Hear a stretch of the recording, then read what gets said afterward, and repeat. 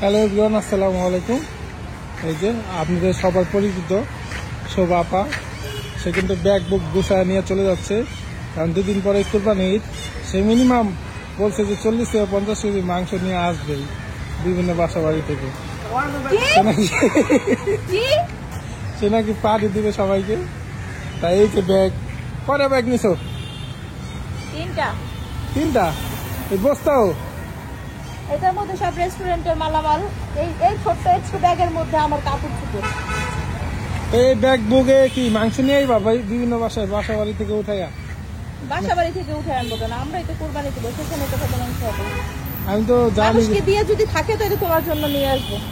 না না, আমি তো জানি তুমি আমি এক একজনের বাসায় যাই বা যাই আপা ভুড়িটা দেন, আমি পরিষ্কার করে দিই, বিনিময়ে আমার 2 কেজি মাংস দিয়ে দেয়। তারপর 7 পাল্লা ওটা নিবা, এই কথা আমি জীবনেও বলতে পারি না।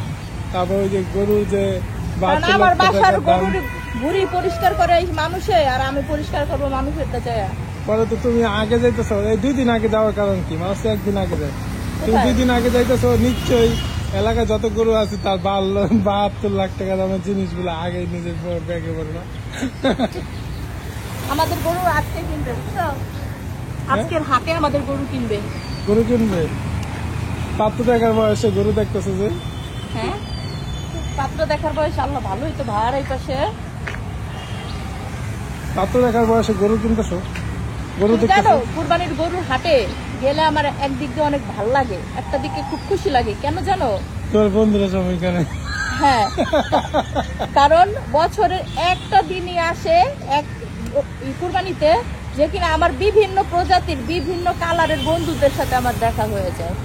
এই জন্য আমার কুরবানির হাটে যেতে ভালো লাগে। তোমার এই অপোজিটে মনে হয় যে আমার লগের ভাই ব্রাদার বা আমার মতো কেউ একজন আইছে নাকি? আমার মতো কেউ একজন না, আমার ভাই ব্রাদার বন্ধু বান্ধবদের মতো আর কি। ওই হাটে আছে অনেক প্রজাতি। কি কালার গরু কিনবা? জানি না। হ্যাঁ, জানি না। অস্ট্রেলিয়ান না দেশি? রাশিয়া। তোমার মতো একটা, তোমার সাইজের একটা কিনবো। নিশ্চয়ই ঈদের 3 দিনে তুমি একটা নলা খাবা। দিয়ে দাওয়াত আছে, খাইতেও পারি। যদি আমি গরুর মাংস তেমন একটা খাই না, আর ছোটবেলা তো একদমই খাইতাম না। মাত্র তুমি তো খাবারই খাও না। 5 বছর হয়েছে আমি এই গরুর মাংসটা খাই। 5 বছর হয়েছে। তুমি কিছুই খাও না, তুমি মোটা হয়েছে। আসলে আমি পানি খাইলেই মোটা হয়ে যাই। আমার কোনো খাবার আমার তেমন খাওয়া লাগে না। আমি ডায়েট করেও মোটা হই, জিম করেও মোটা হই ভাই। আমি পানি খাইলেও মোটা হই। আর মানুষের পেট ভইরা ভইরা গরুর মাংস 5-7 কেজি খাইলেও, বার্গার পিৎজা বার্গার খাইলেও মোটা হয় না, কিন্তু আমি একটু পানি খাইলেই মোটা হই ভাই। পানি তো খাও, 3টা বন রুটি খাওয়ার পরে। 3টা বন রুটি খাওয়ার পরে কখনোই না। 3টা বন রুটি একটা স্বাভাবিক মানুষ খাইতে পারে? তুমি ঠিকই খাইতে পারো। আমি তো স্বাভাবিক মানুষ। তো দেখেই মনে হইতেছে তুমি হৃষ্টপুষ্ট খাওয়াই না পাবলিক। খানদানি তো, খানদানির এমনি ছোটবেলা থেকে খাওয়াই পাবলিক হয়, বুঝছো না? আল্লাহই জানে।